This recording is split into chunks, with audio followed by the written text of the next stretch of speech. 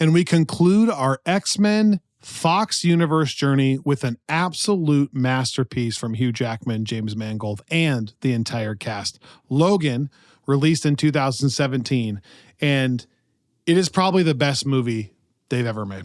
Yeah. It is a spectacular film on all of the filmmaking fronts, the pacing, the directing, the acting, the violence, the visuals, the storyline of Charles. And we talk so much in this episode about Charles and Logan's relationship and does that fit and what does it look like and the family they stumble upon and just the villainry of it and how that, like, this movie is a masterpiece in so many ways. I will say that on the episode, and I still feel this way, I don't know that preference-wise it's my favorite one, just because it is so hopeless. And I was kind of encouraged to see on our Discord channel that the people that were making this journey with us originally, there were a few people that felt the same way. A couple people that had to pause it because they're like, man, this is just really dark and I just don't need to watch it right now. I'll come back to it later. Like, life is heavy kind of thing. Yeah. And I don't feel that way because I think it's a masterpiece, but I a little bit felt like, man, it's pretty hopeless. It's not that it's like too violent or something like that. It's just, it's kind of hopeless. It's tough to watch one of your favorite characters be so jaded for 93% of the film. I felt this a bit, I think. Do you think that having Deadpool and Wolverine exist, we had not seen it whenever we watched the movie, but we knew that it did exist? Like, we knew that there was another Wolverine outing? Like, does that lessen the heaviness some for you? Like, to me, it doesn't lessen the weight of it, like, in terms of its significance, but I almost feel like I'm able to...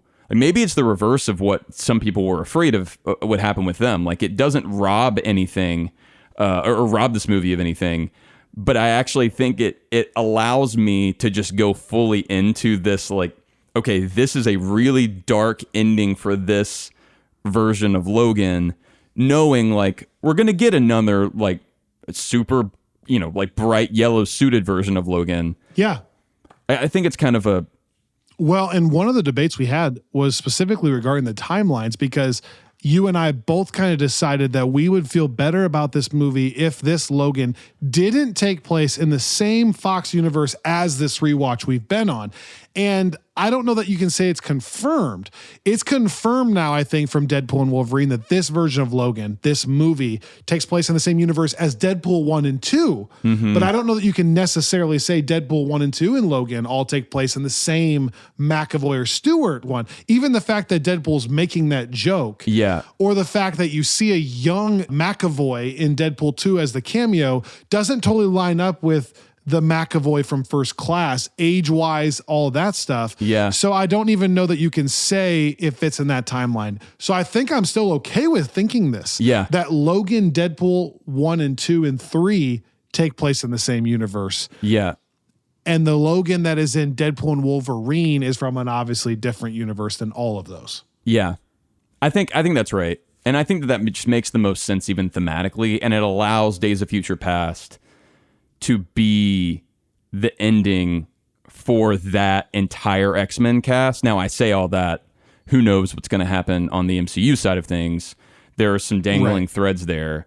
But yeah, man, Logan is better than I remembered it being.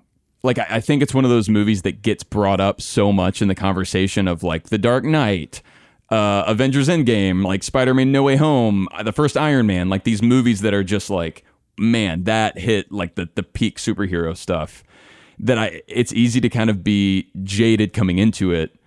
And I do think that the whole X-Men rewatch ahead of this pays off, even if you're not like treating it as totally in universe.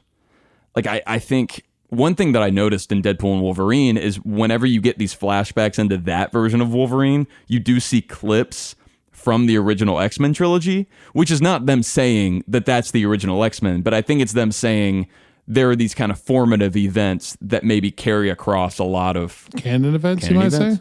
So I think that there's enough there. There are some really fun, like if you are treating the first X-Men movie as the first stop on this watch and Logan as the end, there are really fun callbacks to that first movie specifically, like actual Charles making references to Liberty Island, but also just this idea of Logan kind of following through on the mission that we kind of saw him start with Rogue, except now with X-23.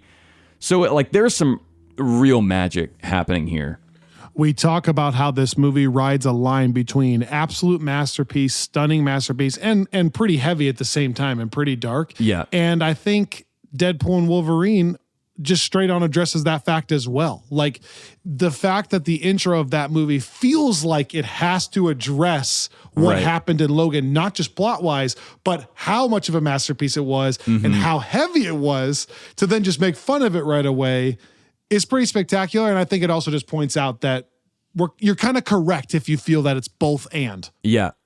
And I think one thing that we should say in contrast to our New Mutants review is whereas there, the acting was kind of across the board rough. Good point. Here, spectacular here. Man, pretty much everybody. I think the only issues really, and you could argue in general, maybe the only issues that this movie has arise in the infamous farmhouse scene. And that's not even issues. It's just the other acting performances are so spectacular that those maybe don't jump out at you. But you know, what I like... Even the child actors here, awesome. Oh, man, yeah. Great. Especially Daphne Keane, just killing it. But I think... literally. But I Pun intended. I do appreciate that above all, when we're talking about this movie honoring the X-Men franchise. Look, I mean, we know famously that Wolverine began his career by getting innocent people in a farmhouse killed. And so it's fitting that he would end his career in the same way. That's just honoring the stories that came before. We stand on the shoulders of giants. I want our audience to all find something you love as much as the X-Men universe loves murdering random families that are kind to people. Okay? Just find something. That's true. This is one of the best movies they've ever made. If you've never seen it, you really do need to watch it one time. You may not rewatch it, but you do need to see it one time, especially if you care about Wolverine as a character, and especially if you've already watched Deadpool and Wolverine. Check out our full-length episode anywhere you get your podcast. Just search Friends from Work. And don't forget to subscribe to this YouTube channel by clicking right below. And we'll see you right back here on this channel and on this podcast, right back here on Friends from Work.